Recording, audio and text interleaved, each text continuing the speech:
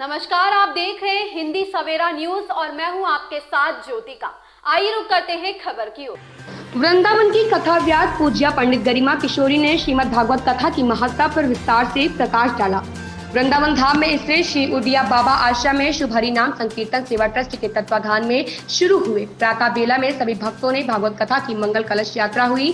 सभी भक्तों ने यमुना जी के जल से कलश भरकर कथा मंच तक आए। श्रीमद् भागवत महापुराण कथा के प्रथम दिन वृंदावन की कथा व्यास पूज्या पंडित गरिमा किशोरी जी ने श्रीमद् भागवत कथा की महत्ता पर विस्तार से प्रकाश डाला। उन्होंने कहा कि बिनु परितीति होई नहीं प्रीति, अर्थात महात्मा ज्ञान के बिना प्रेम चिरंजीव नहीं होता, अस्थायी हो जाता है। धुंधकारी चरित्र पर प्रकाश डालते हुए कहा कि आत्मसात कर ले तो जीवन से सारी उलझने समाप्त हो जाएंगी। द्रौपदी कुंती महाभागवत नारी है। कुंती स्तुति को विस्तार पूर्वक समझाते हुए परीक्षित जन्म एवं सुखदेव आगमन की कथा सुनाई। पश्चात गोकर्ण की कथा सुनाई गई।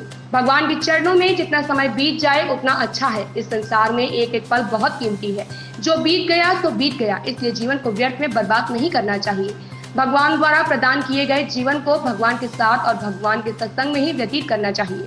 उन्होंने कहा कि भागवत प्रश्न से प्रारंभ होती है और पहला ही प्रश्न है कि कलयुग के प्राणी का कल्याण कैसे होगा। इसमें सतयुग, त्रेता और द्वापर युग की चर्चा ही नहीं की गई है। ऐसे में यह प्रश्न उठता है कि बार बार यही चर्चा क्यों की जाती है, अन्य किसी की क्यों नहीं। इसके कई कारण हैं, जैसे अल्पायु, भाग्यहीन और रोगी।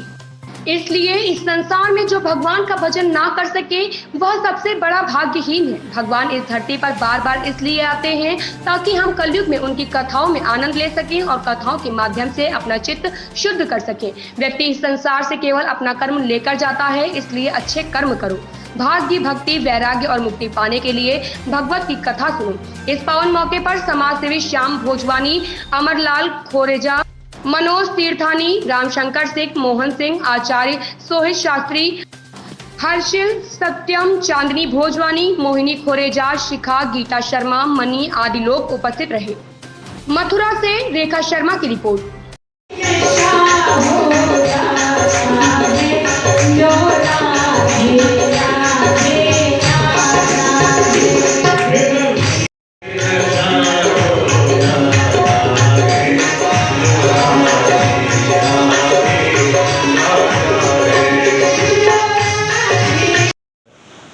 यहाँ पर श्रीमद् भागवत कथा का आयोजन रखा गया है और ये जो पावन मास है, ये श्रावण मास, ये अधिक मास चल रहा है इस टाइम। और ये 19 साल बाद भगवान शिव का अधिक मास आया, श्रावण मास। वैसे 3 वर्ष बाद आ जाता है, लेकिन इस बार 19 वर्ष बाद आया है श्रावण मास, तो इसका बहुत महत्व है।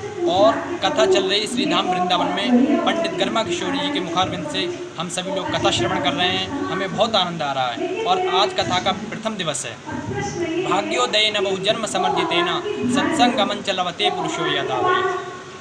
जब अनंत जन्मों के पुण्य उदय होते हैं तब हमें श्री धाम वृंदावन में बैठकर कथा श्रवण करने का शुभ अवसर प्राप्त होता है।